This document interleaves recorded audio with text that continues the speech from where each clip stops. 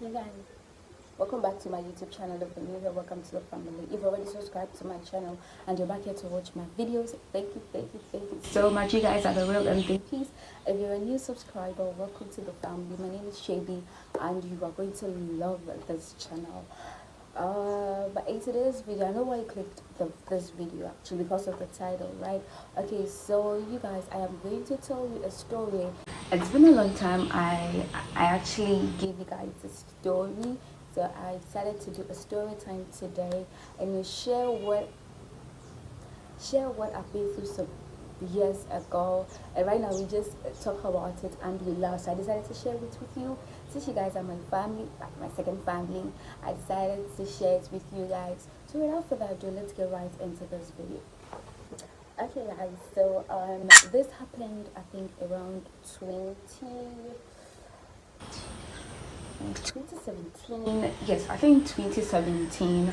I was going to Koforidua to visit my uncle, and I mostly you won't get a car from Cape Coast that is going to Koforidua Street. So it's either you take a car from Cape Coast to Accra, then from Accra to Koforidua, or from Accra to Swedru, then from Swedru to Koforidua. So I preferred Accra to Cape Coast to Accra, then to Koforidua because that is short compared to Swedru.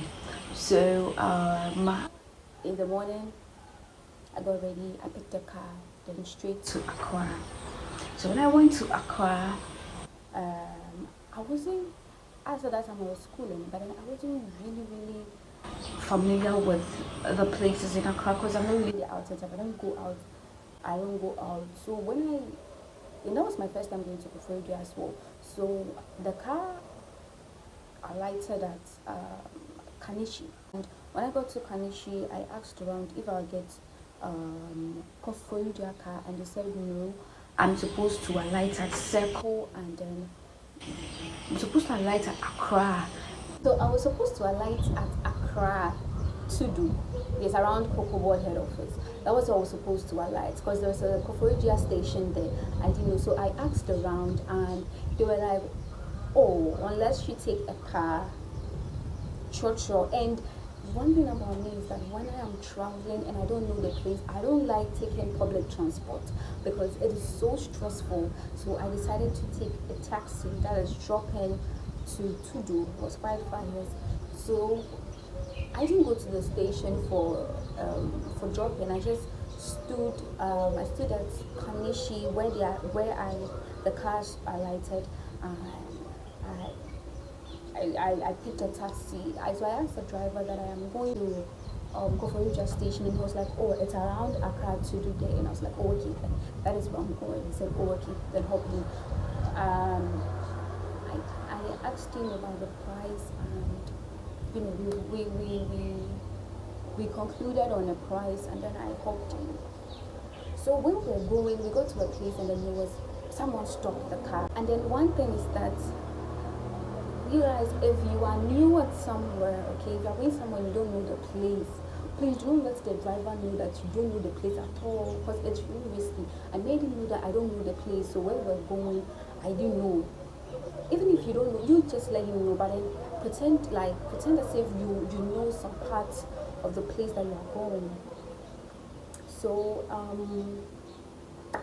someone stopped the car, and I was like, "Oh, driver." Okay, so I was like, "Oh, driver, it's dropping. So why are you picking someone else again?" And I was like, and he asked the guy, was a guy that, "Where are you going?" He was like, "Oh, Missy Winnie Mona, I've forgotten the place. I don't even know the place." And I was like, "Okay." So I was sitting in front, and then I was sitting at the back. So the person came to sit by me. I was quite scared, and then scared because where we were on the main road, so like you could see people selling and all that. But later we got to a place that like we were not on the main road again, and I didn't know this. So I was quite scared. So I asked him that, "Driver, if I near what?" And then the person sitting by me too didn't stop at any place. We were just going, and the person sitting by me, the guy was like, "Give me your phone, for phone, bruh." I'll give you guys a translation. I'll translate it to you, those who do not understand Chi. So he was like, Fescana bra. And I was like, he said, Fausika bra. And I was like, I didn't see her. And he said, and that turned to be lucky enough for me. Lucky for me, my phone was under my bag. You see, if it's your first okay, it wasn't my first time coming to Accra. My phone is under, I don't even know how my phone got there, because me, when I'm working, my phone is always with me. And people are like, hey, our phone is you, our phone is you. But I'm actually used to holding my phone, like holding my phone. By that time, it was under my bag. And then I don't know where that vein came from. You guys, please, if you encounter any problem, and then they ask for your belongings, please just give it to them in order to save your life. Your life is important. Your life is important, please. So when the guy asked me to bring my stuff, to bring my phone and money, I was like, I don't have a phone. And he said, your money. And I was with my purse. So he took the purse and he told me to get out. And I was like, but you found me, what me? I said, no, you guys. When I told him I won't give it to him, when I told him I won't give it to him, it's me with his elbow. He hit my waist with his elbow. So I became weak, and then I gave him the purse, and and then the driver told me to get out from the car.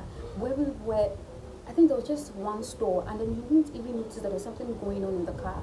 So when he hit me and then I gave him the purse, he told me to get out from the car, and I did, and they drove off. I went to that store and I explained it to them. She was like, oh, you see, but Najian can say, like, there's something going on in the car, because the place, I don't know, like a very cool an estate or something. Yeah, so the woman told me that I should go report to the police, and I was like, it's going to be a long. Besides, it was just a bag, my purse that it took. So I took out my phone and then I called initially I called my father, because if I should call my mother, that woman, she, you know, I had to call my father first, and then he told my mom about it.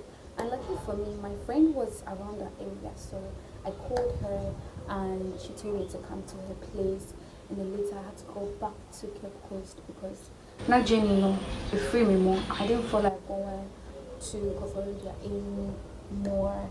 So yes, guys, that is the end of my story. It's actually a real life story. It has happened to me. It can happen to anyone. So please, if you're in such situations, make sure, please make sure that do not argue with them, especially the boys. You know, you are trying to form big boys aren't give it to you, but please, it is better for you to give it to them and save your life.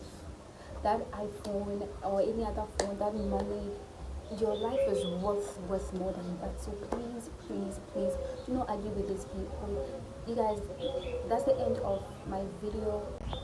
Hey guys, so that's the end of the video. I hope you enjoyed it. Please make sure to subscribe, like, and give this video a thumbs up. And yes, that is the end of the video. Bye.